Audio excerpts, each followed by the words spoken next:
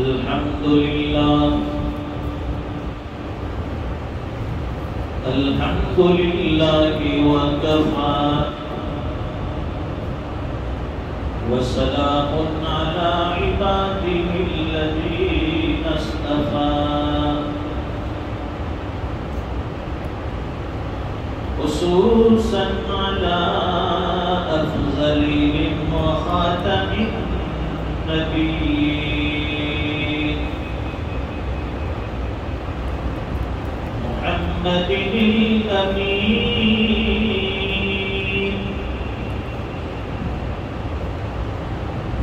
وعلى آله وصحبه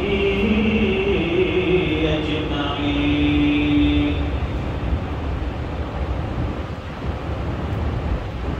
أما بعد فأعوذ بالله من الشيطان الرجيم.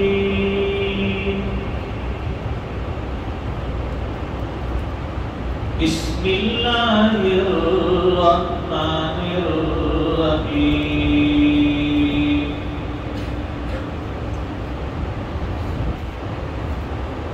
ولنبلونكم بشيء من الخوف والجوع ونقص من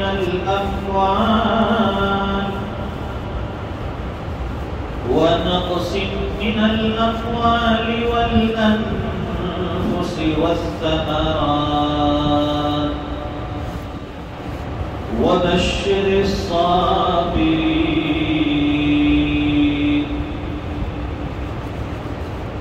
الذين إذا أصابتهم مصيبة قالوا إنا لله وإنا إليه راجعون. صدق الله العظيم. اللهم صل على سيدنا ومولانا محمد وعلى آل سيدنا محمد وبارك وسلم.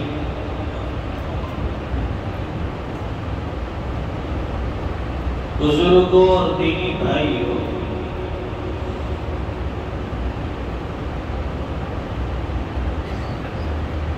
اللہ تعالیٰ نے عالم دنیا بنائے اور عالم آخرت کی ہے.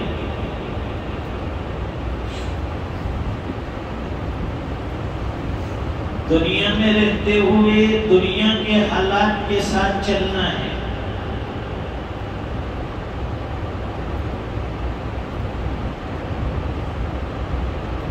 اور ایمان والوں کے لیے دنیا میں رہ کر شریعت اور اللہ کے بتلائے ہوئے حکموں کے مطابق چلنا ہے اور زندگی گزارنا ہے.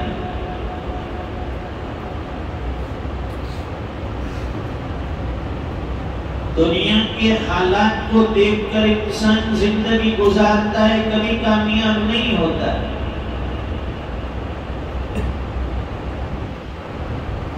اگر ایمان والے کو کامیاب ہونا ہے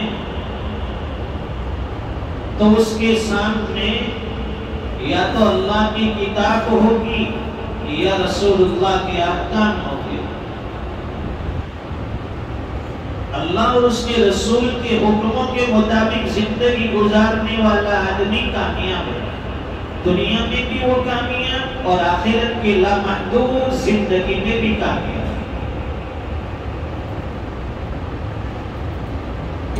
لیکن دنیا میں رہتے ہوئے شریعت پر عمل کرنا، دین کے کاموں کو لے کر چلنا، یہ بھی آسان نہیں ہے.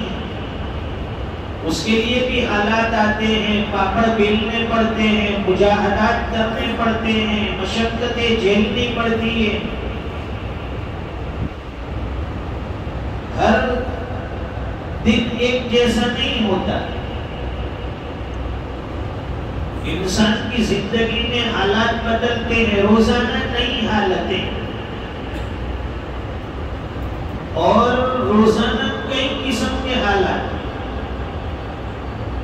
جیسے برطانیہ انگلینڈ کے اندر ہم نے دیکھا کہ ایک ہی دن میں 3 موسم بدل جاتے ہیں. تھوڑی دیر میں آپ کو گرمی لگی، تھوڑی دیر میں بارش ہو گئی، تھوڑی دیر میں ٹھنڈی اور سردی محسوس ہو. ایک ہی دن میں سب موسم آپ کو مل جائے گا. تو زندگی کے حالات اور زندگی کے ایام بھی کچھ اسی طرح سے ہے. انسان کی زندگی کا ہر دن ایک نئی سوچ لے کر آتا ہے، ایک نئی صبح لے کر آتا ہے. صبح میں آدمی مطمئن ہے، دوپہر میں کچھ حالات میں مبتلا ہو گیا، شام کو کچھ خوشی مل گئی.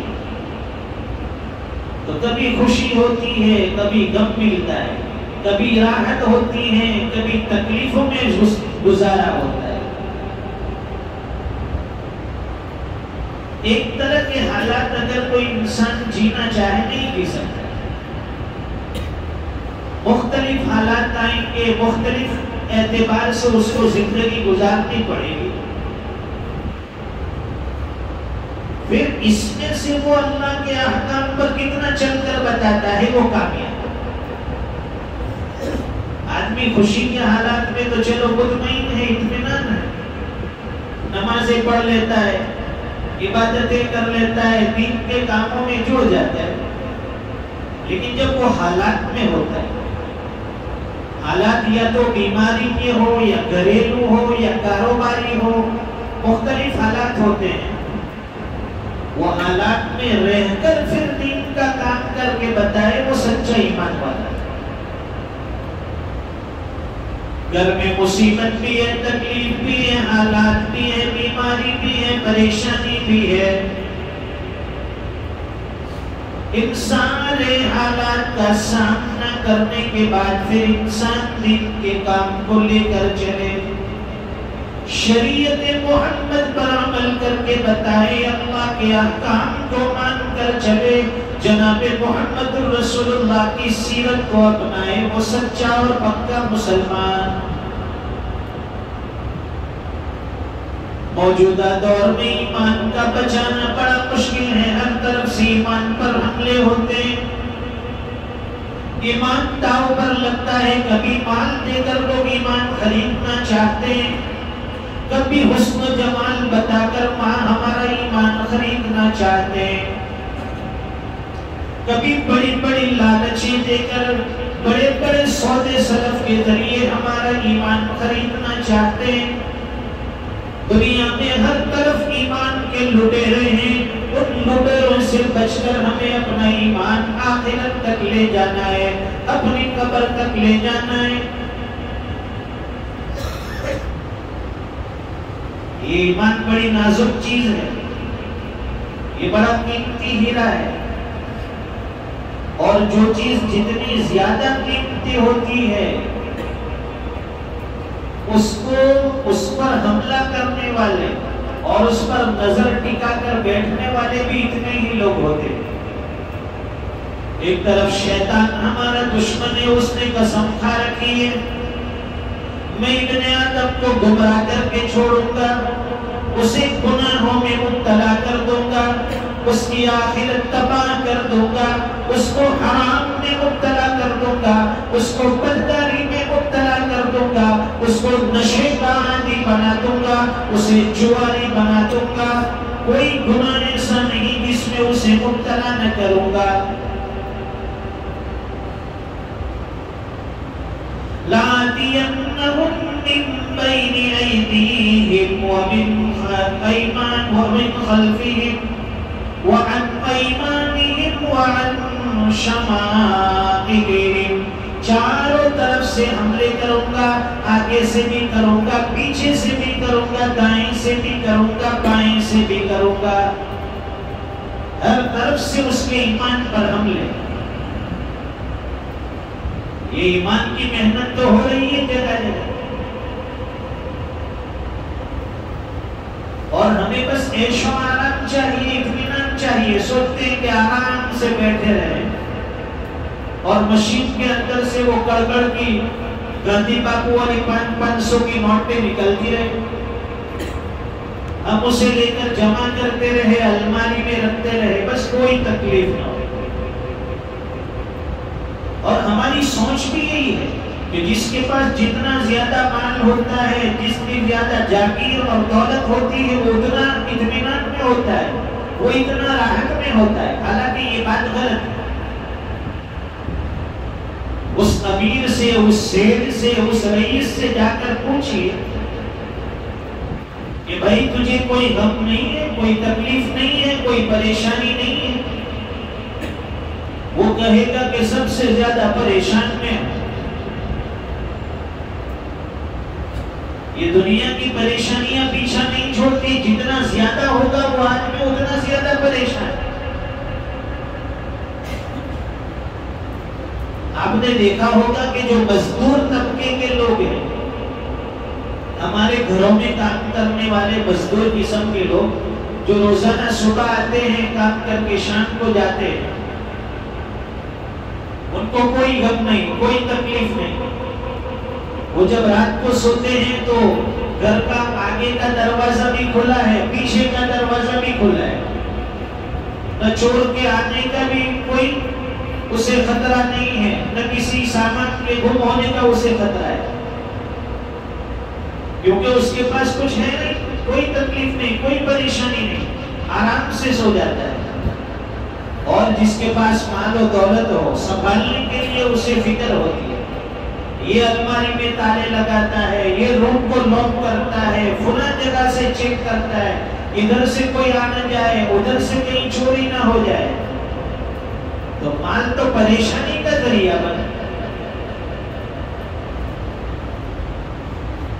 حکیم الامت مجدد ملت حضرت مولانا شاہ اشرف علی تھانوی رحمۃ اللہ علیہ نے اپنے مواعظ میں قصہ لکھا ہے۔ فرماتے ہیں کہ ایک شخص کی حضرت خضر علیہ السلام سے ملاقات ہو گئی۔ وہ حضرت خضر علیہ السلام سے درخواست کرنے لگا کہ حضرت میرے لیے دعا فرما دے کہ مجھے زندگی میں کوئی غم نہ ہو، کوئی صدمہ نہ ہو، میں آرام اور راحت کے ساتھ اپنی زندگی گزار کر چلا جاؤں۔ حضرت خضر علیہ السلام نے فرمایا کہ یہ بات تو ممکن نہیں ہے، اس لیے کہ دنیا میں ہر بندے کو غم بھی ہوتا ہے، صدمہ بھی ملتا ہے۔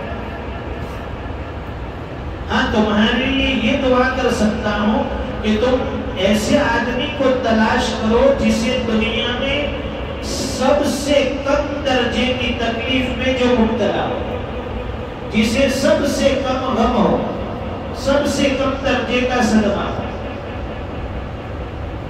وہ آدمی تلاش میں نکل گیا۔ کبھی ایک رئیس کو دیکھتا ہے، مالدار کو، سوچتا ہے کیا یہ بڑا آرام میں ہے، اس کے جیسا بننے کی دعا کروا لیتا۔ پھر تھوڑا اور آگے چلتا ہے، کسی اور مالدار پر نظر پڑتی ہے، دولت مند پر، دیکھتا ہے کہ اس کے پاس تو اس سے زیادہ دولت ہے، یہ بڑا آرام میں ہے، اس کے جیسا بننے کی دعا کروا لو۔ چلتے چلتے اس کی نظر ایک جوہری کے اوپر پڑی، جوہری، سونا، جس کے پاس سونا، چاندی، ہیرے، جواہرات اور قیمتی پتھروں کی جو تجارت کرتا ہے۔ دیکھا کہ بڑی ٹھاٹ والی زندگی ہے، اس کی دکان بھی بڑی آراستہ ہے، بڑی عالیشان کوٹھی اور بنگلہ محل ہے، سواری بھی عمدہ اور اعلیٰ قسم کی ہے، نوکر چاکر بھی خدمت میں لگے ہوئے، اس کے بیٹے بھی بڑے خوبصورت اور جوان ہیں۔ اس نے فیصلہ کر لیا کہ اس جوہری کے جیسا بننے کے لیے دعا کر رہا ہے، یہ بڑا اطمینان میں ہے، اور ایک جگہ بیٹھ کر اطمینان سے مسکرا جائے۔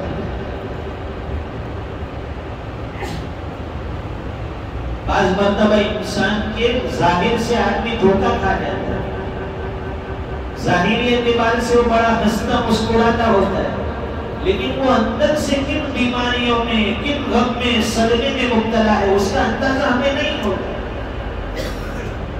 اس نے ایک فیصلہ کر لیا کہ اس جیسا مجھے بننا ہے، واپس جانے لگا، لیکن جانے سے پہلے اس نے پھر سوچا کہ میں ذرا چل کر اس جوہری سے پوچھ کروں کہ بھائی تو بڑا راحت میں، اطمینان میں معلوم ہوتا ہے، اور مجھے تم جیسا بننا ہے، کہیں اندر سے تم کسی غم میں، تکلیف میں مبتلا تو نہیں ہے، کسی بیماری میں مبتلا تو نہیں ہے۔